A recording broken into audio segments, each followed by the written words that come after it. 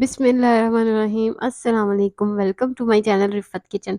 आज मैं आपके साथ मूली की चटनी की बहुत ही हाज़मेदार और फ़ायदेमंद रेसिपी शेयर करूंगी। ये तकरीबन 100 बीमारियों का इसमें इलाज है। बहुत ही फ़ायदेमंद चटनी है और बहुत ही मज़ेदार है।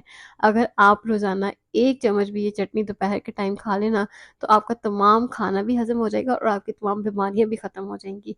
तो इसको आप बनाकर 1 महीने तक फ्रिज में स्टोर कर सकते हैं, बाहर भी स्टोर कर सकते हैं, ये ख़राब नहीं होगी। तो रेसिपी बनाना स्टार्ट करते हैं। बिस्मिल्लाहिर्रहमानिर्रहीम।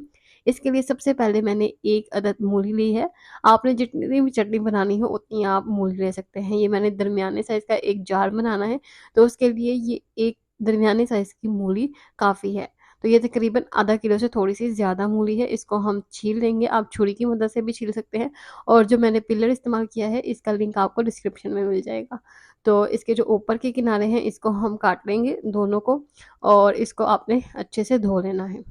और धोने के बाद अब हम इसकी कटिंग कर लेंगे ताकि हमें इसको चॉप करने में आसानी हो जाए। अगर आप इसको सिलबट्टे में बनाएँगे तो उसका बहुत ही ज़्यादा मज़ा आएगा। पर आजकल टेक्नोलॉजी का दौर है तो इसको आप चॉपर में भी बना सकते हैं। अगर आपके पास इलेक्ट्रिक चॉपर है तो आप उसमें बना लें, वरना आपको हैंड चॉपर अगर है आपके पास तो आप उसमें भी बना सकते हैं। तो एक अदद हम टमाटर लेंगे दरमियाने साइज़ का और इसको भी आपने काट लेना है ताकि इसको चॉप करने में आसानी हो जाए।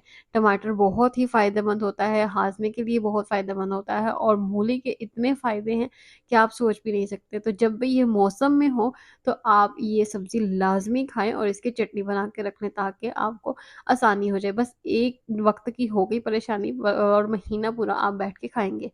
तो इसके लिए हम लेंगे 1 अदद प्याज़ ताकि इसका अच्छा-सा टेस्ट जो है वो चटनी के अंदर आ जाए और इसको भी हम छोटे-छोटे पीसेस में काटेंगे। और इसी दौरान अगर आप मेरे चैनल पर नए हैं तो चैनल को सब्सक्राइब कर दें, वीडियो को लाइक कर दें और दोस्तों के साथ शेयर करना मत भूलिएगा। और इसमें हम डालेंगे 4 से 5 अदद हरी मिर्चें। ये थोड़ी-सी तीखी वाली मिर्चें हैं, अगर आप मोटी वाली मिर्चें लेंगे तो वो आप 10 से 12 ले सकते हैं। तो इसको भी हम बारीक-बारीक काट लेंगे। जो लाल मिर्चें होती हैं वो इंसानी सेहत के लिए बहुत ख़तरनाक होती हैं, इसीलिए आप कोशिश किया करें कि हरी मिर्चें या काली मिर्चें ज़्यादा इस्तेमाल किया करें। और 4 से 5 अदद मैंने लहसुन के जवे लिए हैं। लहसुन दिल की बीमारियों के लिए बहुत फ़ायदेमंद है, यूरिक एसिड के लिए इतने फ़ायदेमंद है, तो लहसुन को भी आपने चटनी में लाज़मी शामिल करना है। और थोड़ा-सा हम इसमें हरा धनिया शामिल करेंगे खुशबू के लिए और हाज़मे के लिए। ये रोटी को इतनी जल्दी हज़म कर देता है और दिल की बीमारियों के लिए और यूरिक एसिड के मरीज़ों के लिए तो ये बहुत ही फ़ायदेमंद है। इस तरह हम थोड़ा-सा इसमें हम शामिल करेंगे पुदीना। ये मैंने तकरीबन 1 गट्ठी पुदीना लिया था और इसके सिर्फ़ पत्ते आपने शामिल करने हैं। इसकी जो टहनियाँ हैं उसको आप वेस्ट ना करना, उसको आप रख लेना, वो कहवे वग़ैरह में काम आ सकती है। जैसे कि सर्दी का मौसम है तो आप उसको रख लें, जब भी खाँसी-ज़ुकाम हो तो आप वो कहवा बनाकर पी सकते हैं, तो उसका भी बहुत फ़ायदेमंद होता है। तो इस तरह मैं पुदीना भी इसमें शामिल कर दूँगी और अब इन तमाम सब्ज़ियों को हम चॉप कर लेंगे। जो बाकी मसाले हैं वो हम बाद में शामिल कर लेंगे, पहले हम इसको चॉप कर लेते हैं। तो ये मैंने हैंड चॉपर इस्तेमाल किया है, तो ये देखिए ये इस तरह का चॉपर है। अगर इसका लिंक मुझे दराज़ पे मिलेगा तो मैं आपके साथ डिस्क्रिप्शन में शेयर कर दूँगी।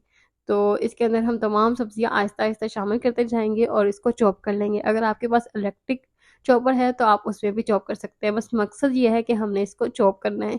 और अगर आपको ज़्यादा पेस्ट पसंद है तो आप इसको जग जो होता है ना ग्राइंडर वाला उसमें भी ग्राइंड कर सकते हैं थोड़ा-सा सिरका डाल के। तो इस तरह मैंने तमाम सब्ज़ियों को अच्छे से चॉप कर लिया है। तो ये देखें इस तरह सा ये दरदरा सा बना है पेस्ट, ये पेस्ट नहीं बना, ये चॉप हुई है तमाम सब्जियाँ। तो इसको हम एक बाउल में शिफ्ट कर लेंगे और फिर हम इसमें बाकी तमाम मसाले शामिल करेंगे और वो मसाले भी आपने लाज़मी देखने हैं, वो भी बहुत ज़रूरी हैं इसमें शामिल करना। तो इसमें हम शामिल करेंगे 2 खाने के चम्मच अनारदाना। अनारदाना इंसानी सेहत के लिए बहुत फ़ायदेमंद है और हाज़मे के लिए बहुत फ़ायदेमंद है। इसमें हम डालेंगे 1 अदद नींबू का रस ताकि इसके अंदर अच्छा-सा टेस्ट आ जाए और इसकी खटास से बहुत ही मज़ा आता है चटनी का। करना है 1 खाने का चम्मच सफ़ेद ज़ीरा, 1 खाने का चम्मच मैं इसमें कलवंजी इस्तेमाल करूँगी। कलवंजी का बहुत फ़ायदा है, इसमें मौत के अलावा तमाम बीमारियों का इलाज है।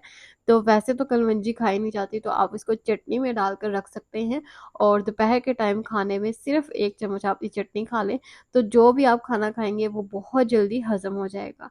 तो तमाम मसाले डालने के बाद इसको मिक्स कर लेना है और अगर आपने इसको फ्रेश यूज़ करना है तो आप ऐसे भी यूज़ कर सकते हैं और अगर आपने इसको स्टोर करना है तो फिर आप इसमें जो थाई कप सिरका शामिल कर लें और इसको मिक्स करने के बाद किसी भी जार के अंदर स्टोर कर लें।